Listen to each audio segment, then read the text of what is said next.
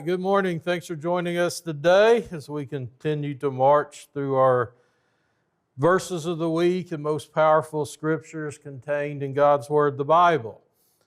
The verse of the week is 2 Timothy chapter 1, verse 7.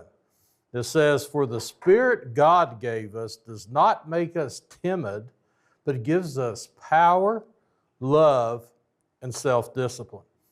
Some interpretations and versions will say, instead of timid, will say the Spirit God gave us does not make us fearful or give us a sense of fear. And what it's teaching us here is that being timid and having fear, those things do not come from God. God's Spirit does not give us those. Instead, what God's Spirit provides us is power, love, and self-discipline. Now, this verse is really popular because it's often shared with people who feel anxious, insecure, or afraid.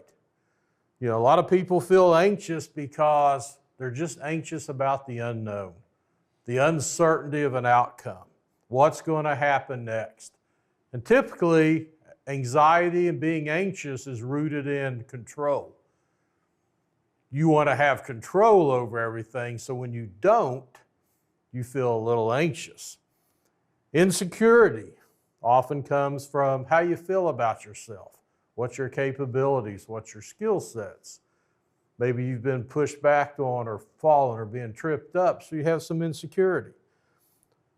You know, being afraid and fear. There's natural fear, which is good. I'm walking down a path, I see a snake, I have a bit of fear. It's a natural response to step back for my safety. But the fear we're talking about here is a fear of stepping out into God's plan, into testifying, sharing the gospel with others. Paul's writing this to Timothy, who is a young, up-and-coming pastor, and Paul's mentoring him about don't be afraid. This verse reminds us that fear does not have to define us because God has already given us everything we need, and that's the power, the love, and self-discipline. Some translations say self-control or a sound mind. Have you ever let fear keep you sidelined? Have you ever been afraid to do something, and so instead of trying it, you just decided to stay back and watch or not participate? And maybe you were insecure. You didn't want to look bad in front of other people. Maybe you felt inadequate, like, well, I'm just not good enough. I don't have what somebody else has, the talent and the resources to achieve that task. Maybe you just lacked overall self-confidence. So instead of stepping out there, what God's calling you to do, you just hold yourself back. You stay stuck right where you're at.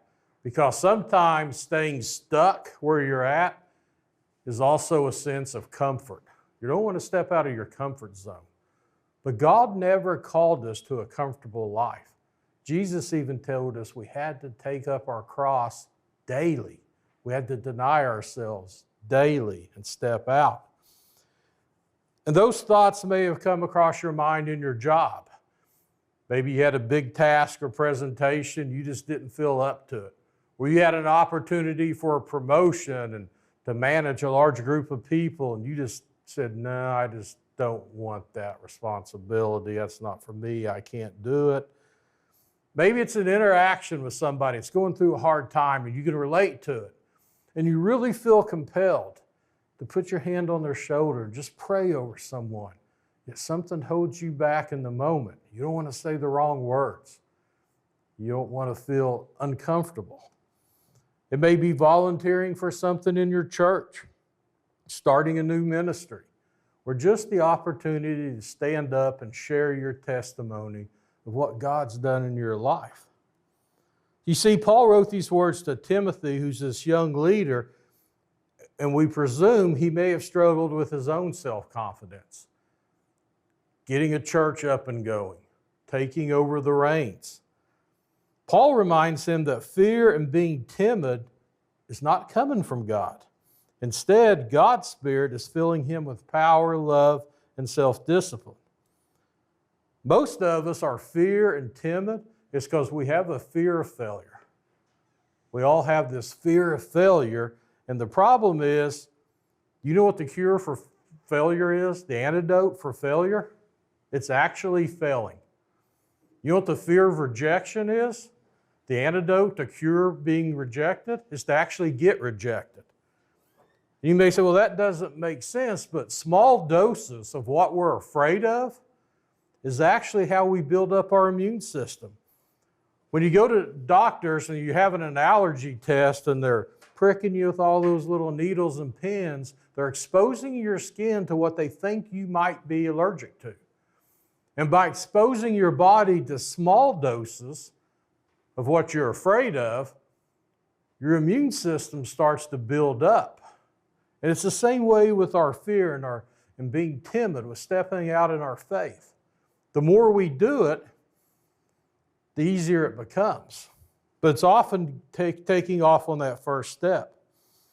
Now, the opposite of that is when we think so highly of ourselves. We got that puffed up chest, and we're strutting around like a peacock, and I can do anything. And we dive into something without consulting God, without praying about it, and without relying on Him. We don't even know if it's in His will or plan for our life, but we go in full steam and we get ourselves in trouble. At the start of the Civil War, the first battle was the Battle of Bull Run.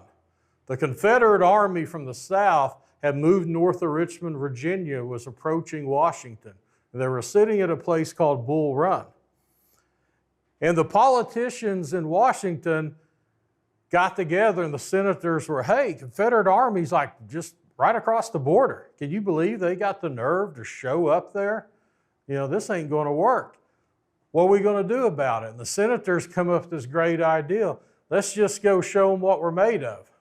And without consulting or talking to the president or putting together a battle plan, they just go grab the general and say, hey, grab your troops. We're going to march down there. We're going to show them. So the general grabs his troops and they march to Bull Run. And you know what the politicians do? They call their wives and say, hey, honey, get the kids, make a picnic basket. We're going to follow the army. We're going to go have a picnic and watch this battle. It's going to be awesome. There's this little field. We'll sit up on this hill and we'll just have a picnic. We're going to watch this fight. We're going to drive the Confederate soldiers back. So here's this army marching into battle with all these politicians, wives, and their children with picnic baskets and these horse-drawn carriages. And they set up on this hill. And as the Union Army from the north approaches, Confederate Army puts up a fight. And they get pushed back. And they go, wow, that's like hitting a stone wall. The Confederates had a general called General Jackson who'd earned the nickname Stonewall Jackson through this battle. So they keep attacking and they keep suffering heavy losses to the point now the Confederate Army does what? They charge them. They go on the enemy went on the offensive. And it drives them all the way back and they start in this massive panicked retreat.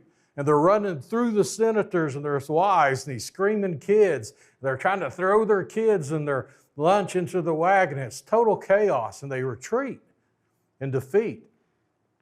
And sometimes we catch ourselves realizing, I want to go do this and I can do this on my own, and the enemy punches back. And anytime the enemy punches back, that's not necessarily a bad thing. It means you're probably doing something right for God's kingdom. He just doesn't want you to get off the ground with it. The enemy punched back. What do? They had to retreat. They had to replan. Abraham Lincoln puts a new general in place.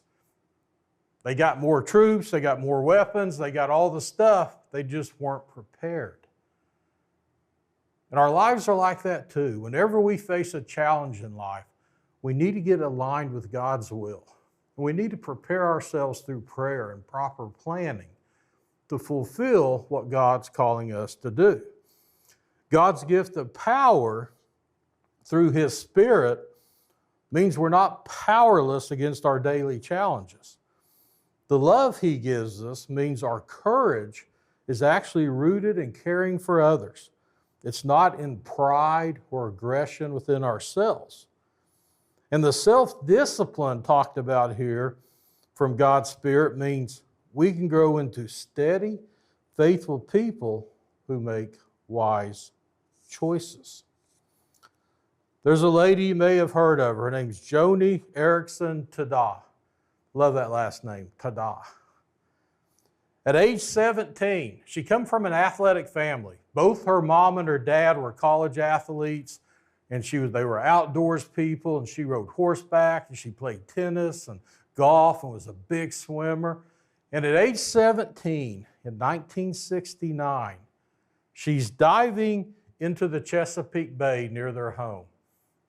And she's diving off some rocks. And she hits an underwater object and becomes totally paralyzed from the neck down. She's now a quadriplegic. At age 17, this beautiful young girl who's so athletic is confined to a wheelchair and has no movement from the neck down.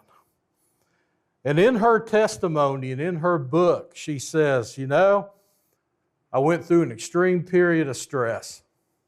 What was my life going to be like? I was active. I always was outdoors. I always was doing something. And now I'm confined to a wheelchair. And I'm 17 years old. My life's over. And she admits that stress, she didn't deal with it. Instead, she let that stress manifest itself into anxiety. And she let the anxiety build within her, and she became very anxious. And she says, at the point I knew it just wasn't stress, I let it become anxiety. I should have went to my doctor at that point. I should have got the medical treatment and counseling I needed as soon as I thought I've got anxiety. But she said, I thought I could do it on my own. And what happened?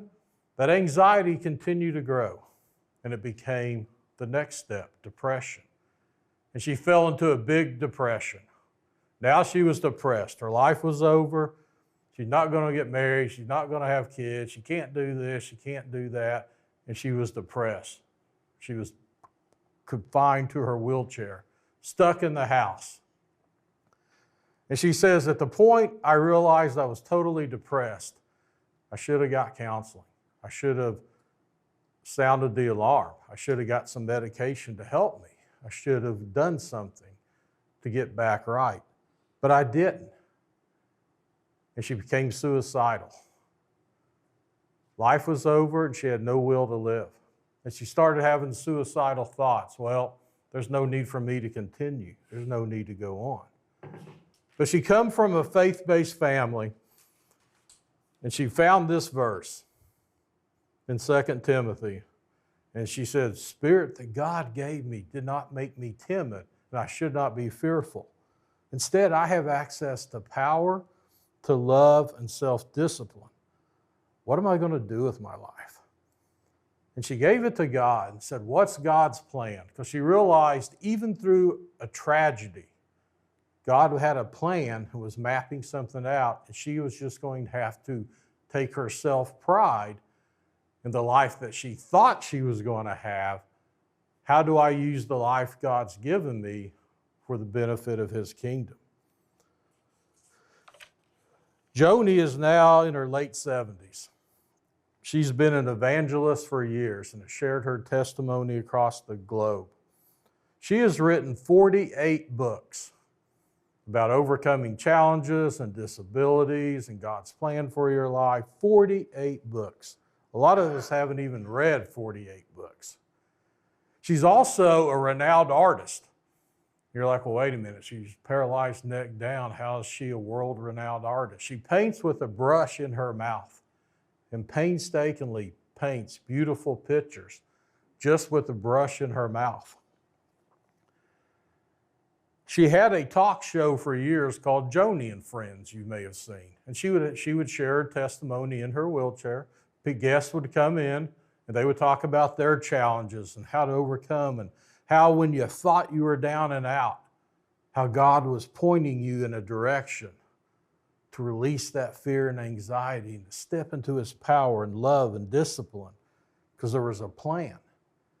She became an advocate. She went to Washington, D.C., and she became one of the first leading advocates for disability rights.